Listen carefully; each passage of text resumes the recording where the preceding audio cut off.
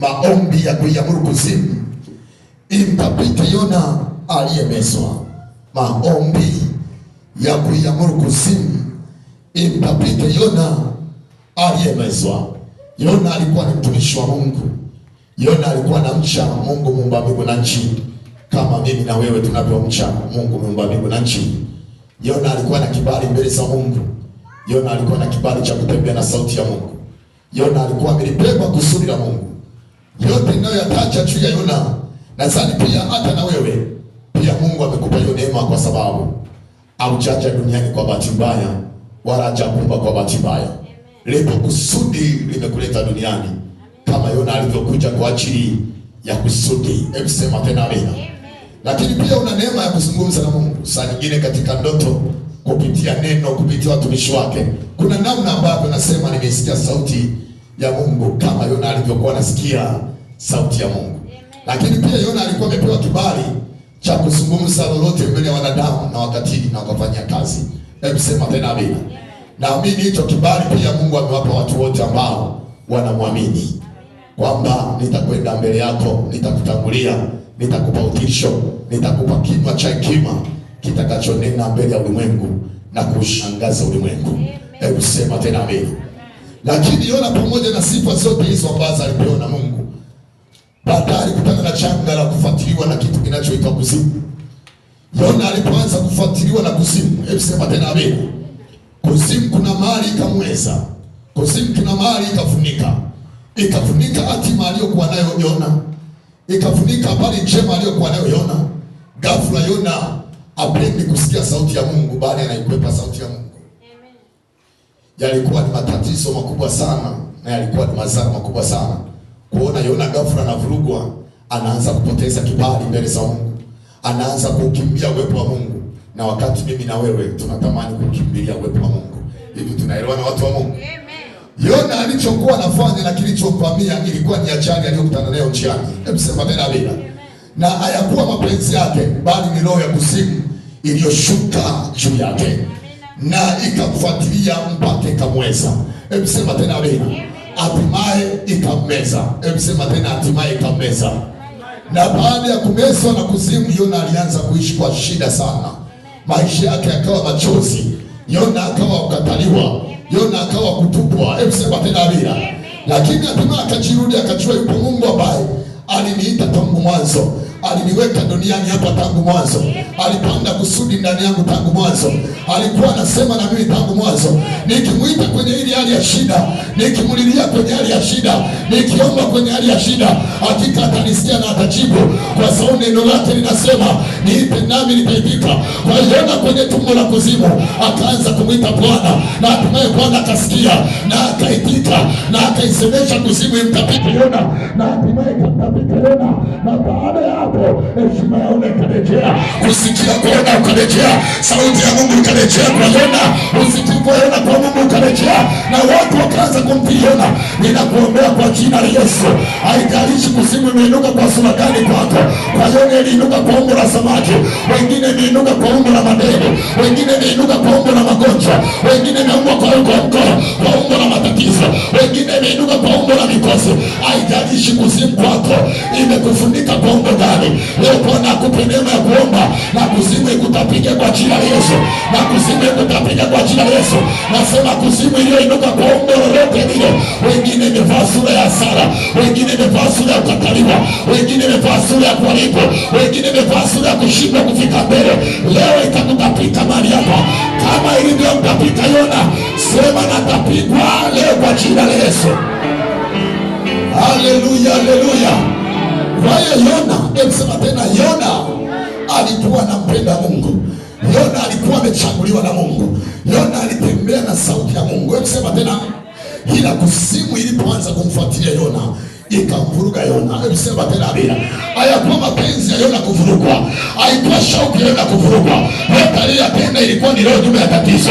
Kuna kuzimu ilikuwa inamsukuma kwenye mabaya. Kuna kuzimu ilikuwa inamfanya yawe hivyo, ili akataliwe, habari yake iishie ishi hapo, ili akataliwe heshima yake ishi hapo. Lakini nataka nikwambie, wenda kuna mtu mmoja ambaye saa nyingine amekutana na wimbi ambao kama aliyokutana na Yona. Nataka nikwambie leo ni siku ya kutoka kwako, leo ni siku ya kutapigwa.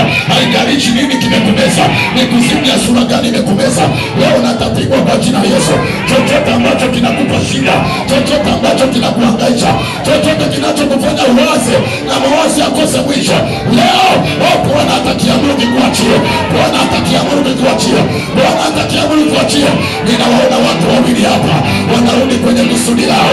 Ninawaona watu wawili hapa wanarudi kwenye heshima yao, wanarudi kwenye vibali vyao. Ninawaona watu watatu hapa wanarudi kwenye heshima yao, wanarudi kwenye heshima yao. Nataka nikwambie, kama Yona alivuka na wewe utavuka, kama Yona alishinda na wewe utashinda. Leo kuzimu ikutapike leo hapa kwa jina la Yesu. Sema lazima nitapigwa kwa jina la Yesu. Nataka nikuhakikishie, changamoto yoyote unayopitia, changamoto yoyote unayopitia, sio mapenzi yako upitie changamoto hiyo, au kutaka mwenyewe. Mwambie mwenzako au kutaka mwenyewe. Yapo yaliyosababisha na yaonekani kwa macho. Haleluya, watu wa Mungu.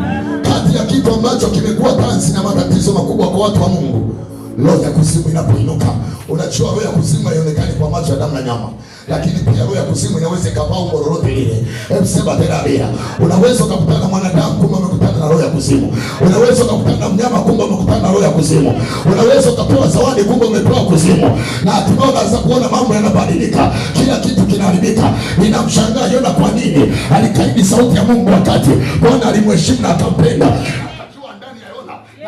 Sema na ikawa.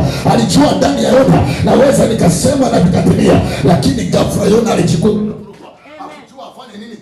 hakujua afanye nini tena. Alijikuta anavurugwa ghafla. Alijikuta safari aliyokuwa nayo njema inabadilika kuwa mbaya. Kusonga mbele kunageuka kurudi nyuma, kusitawi kunageuka kuzalauliwa na kutupwa kwenye bahari. Ninakuombea kwa jina la Yesu, leo Bwana aikomeshe kuzimu inayokutabisha wewe, aikomeshe kuzimu inayokutabisha wewe, aikomeshe kuzimu inayokutabisha wewe. Chochote kilichomezwa na kuzimu leo kikutapike kwa jina la Yesu, leo kikutapike kwa jina la Yesu. Sema, Bwana Mungu wa majeshi, ninaomba useme na kuzimu iliyonimeza ili tapike leo kwa jina la Yesu.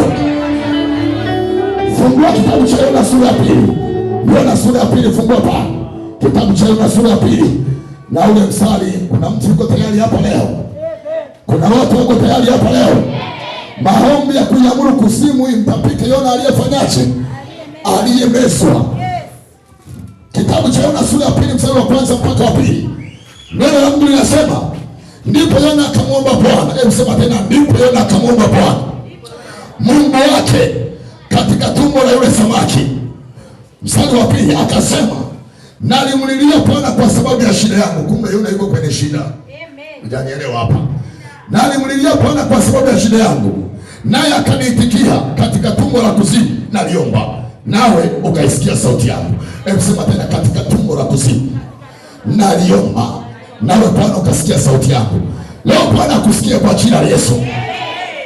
Kwa jinsi nje tunaona samaki, ila Yona anaona tumbo la kuzimu. Unanielewa hapa?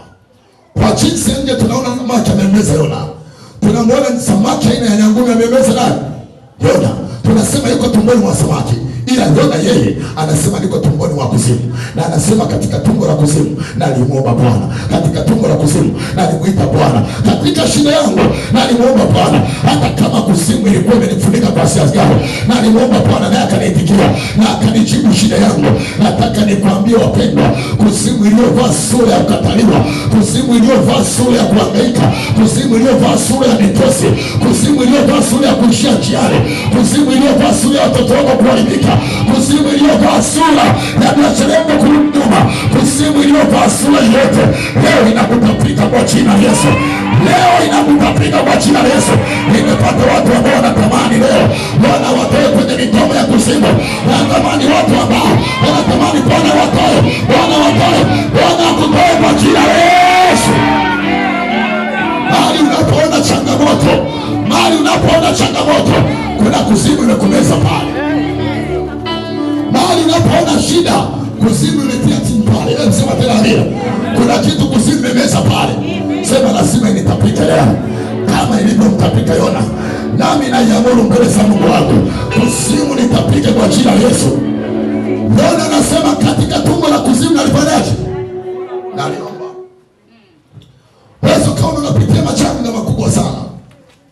Wewe ukaona unapitia shida kubwa sana. Ni kweli kwa jinsi ya nje walisaidia Yona amemezwa na samaki. Hujanielewa hapa. Lakini anasema nalimlilia Bwana katika tumbo la nini? La kuzimu, naliomba. Yona alijua kabisa kwamba Mungu wetu ana